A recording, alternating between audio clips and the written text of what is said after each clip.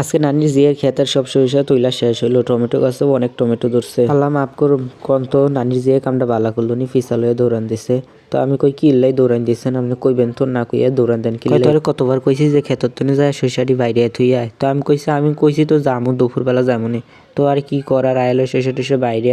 তো দেখি হইলো অনেক। তো এদিক দিয়ে দেখি নানির জিয়ের ক্ষেতে মস্ত বড় একটা লাউ ধরছে। তো এদিক দিয়ে কফিগুলা দিয়ে বড় হয় না, তাই উঠে রাখা দিল। তো এদিক দিয়ে দেখি টমেটো গাছে অনেকগুণ টমেটো ফাঁকছে। তো আমি কই টমেটো গুণ নিয়ে যায়, নানির জিয়ে দেখা খুশি হয়ে যাবনি।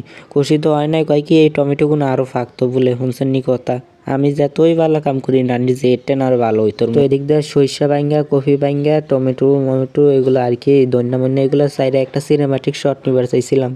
কচু আচ্ছা যাক বাদ দেন। তো এদিক দিয়ে সরিষা খেতে অনেকগুণ সরিষা হয়েছিল, সব তুইলা ফেলা হয়েছে। তো এই কয়টা আসছিল, এই কয়টা আর কি আমার দিয়ে না তুলাইলে হইব। তো আজকে অনেকদিন ধরে ভিডিও করি না, তো আজকে কইলাম ভিডিও অনেকেই চাইতেছে তো দেই। তো আমার ভিডিও না করার কারণটা হইতেছে কিছুদিন ধরে অনেক ঝামেলা সমস্যার মধ্যে দিয়ে যাইতেছি। তো আজকে এমনি একটা ভিডিও নিলাম। তো আজকে নানির যে এতটুকু ভিডিও, সবাই ভালো থাকবেন, সুস্থ থাকবেন। আর এই ভিডিওতে যদি 1000 কমপ্লিট হয় তাহলে আসছে রেগুলার।